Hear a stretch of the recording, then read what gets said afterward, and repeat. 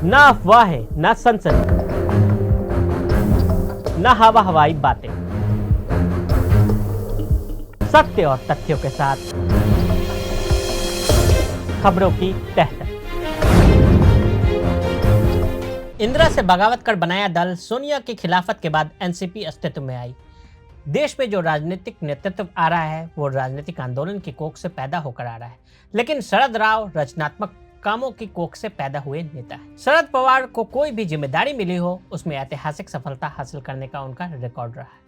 Sharad Pawar ji has a record of enduring achievements in whatever positions he has occupied. And we would need much more than just this one function to enumerate them and celebrate them all. देश के प्रधानमंत्री और सबसे पुरानी party की मुखिया रही सोनिया गांधी अगर एक ही शख्स की तारीफों के पुल बांधे तो इस राजनेता में कोई तो बात जरूर होगी। शरद पवार के राजनीतिक पैतरों की कहानी घड़ी की सुइयों की तरह महाराष्ट्र की राजनीति को करवटें देता रहा है। छात्र राजनीति से ली एंट्री। शरद पवार ने छात्र जीवन से ही राजनीति में एंट्री की। साल 1964 में वो यूथ कांग्रेस के अध्यक्ष बने। 50 साल से अधिक समय से राजनीति में एक्टिव रहे शरद पवार कोई चुनाव नहीं हारे।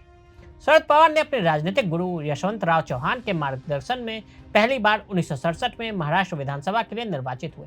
पवार महज 38 साल की उम्र में सीएम बने। उन्होंने इंदिरा गांधी से बगावत करते हुए अलग दल बनाया। हालांकि 1980 में इंदिरा गांधी के सत्ता में वापसी के बाद उनकी सरकार को बर्खास्त कर दिया गया। इंदिरा गांधी से बगावत कर बनाया अलग दल। वर्ष 1977 में लोकसभा होते हैं और जनता पार्टी की लहर में इंदिरा गांधी को पराजय हासिल होती है। महाराष्ट्र में भी कांग्रेस को कई सीटें गंवानी पड़ती है। हार से आहत शंकरराव चौहान नैतिक जिम्मेदारी लेते हुए मुख्यमंत्री पद से इस्तीफा दे देते हैं। वसंत दादा पाटिल को उनकी जगह सीएम पद की कुर्सी मिलती है। आगे चलकर कांग्रेस में टूट हो जाती है और पार्टी दो खेमों यानी कांग्रेस यू और कांग्रेस आई में बढ़ जाती है। इस दौरान शरद पवार के गुरु रहे यशवंतराव पाटिल कांग्रेस यू में शामिल हो जाते हैं। वहीं उनके साथ शरद पवार भी कांग्रेस यू का हिस्सा हो जाते हैं। वर्ष 1978 में महाराष्ट्र में विधानसभा चुनाव होते हैं, जिसमें कांग्रेस के दोनों विभाजित दलों ने अपना भाग्य आजमाया। जनता पार्टी को सत्ता से दूर रखने के लिए कांग्रेस यू और कांग्रेस आई मिलकर सरकार बना लेते हैं और वसंत दादा पाटिल सूबे के मुखिया बनते हैं। इस सरकार में शरद पवार उद्योग और श्रम मंत्री बनाए जाते हैं, लेकिन फिर अचानक जुलाई 1978 में शरद पवार कांग्रेस यू से अलग होकर जनता पार्टी से मिल जाते हैं और महज 38 साल की उम्र में राज्य के सबसे युवा मुख्यमंत्री बन जाते हैं। सोनिया की खिलाफत और एनसीपी का उदय। 1999 का वो दौर जब शरद पवार ने कांग्रेस से हटकर अपनी अलग पार्टी बनाई, राष्ट्रवादी कांग्रेस पार्टी। पवार ने ऐसा इसलिए किया क्योंकि उन्हें लग रहा था कि कांग्रेस में उनका ग्रोथ नहीं हो रहा। ऐसे में वो देश के सबसे बड़े पद पर कांग्रेस में रहते हुए नहीं पहुंच सकेंगे। अपनी इसी महत्वाकांक्षा के लिए उन्होंने खुद की अलग पार्टी बना ली। उसी साल महाराष्ट्र में विधानसभा चुनाव भी थे। विधानसभा चुनाव में कांग्रेस के साथ ये कहते हुए शरद पवार ने गठबंधन कर लिया कि सोनिया गांधी के विदेशी मूल का मुद्दा केंद्र पर लागू होता है, महाराष्ट्र पर नहीं। कोई हारे कोई जीते, पवार हमेशा फायदे में रहते हैं। हिंदुस्तान की राजनीति में शरद पवार को शतरंज का ऐसा मुताज माना जाता है जो दोनों ओर से खेलते हैं। कोई हारे कोई जीते, शरद पवार हमेशा फायदे में रहते हैं।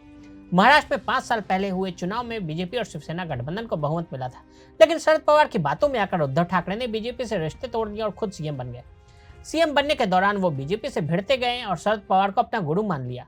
बाद में उद्धव को पहले तो खुद की सीएम की कुर्सी गंवानी पड़ी, फिर विरासत में मिली पार्टी से भी हाथ धोना पड़ा। वैसे कमोवेश एनसीपी के साथ भी कुछ ऐसा ही देखने को मिला जब भतीजे अजीत ने चाचा को झटका देते हुए पार्टी का नाम और निशान अपने नाम कर लिया। अगर आप भी लेना चाहते हैं देश दुनिया की तमाम जानकारी तो आज ही सब्सक्राइब करें हमारे चैनल को। साथ ही नीचे दिए बेल आइकन को जरूर दबाएं ताकि हर अपडेट आप तक पहुंच सके।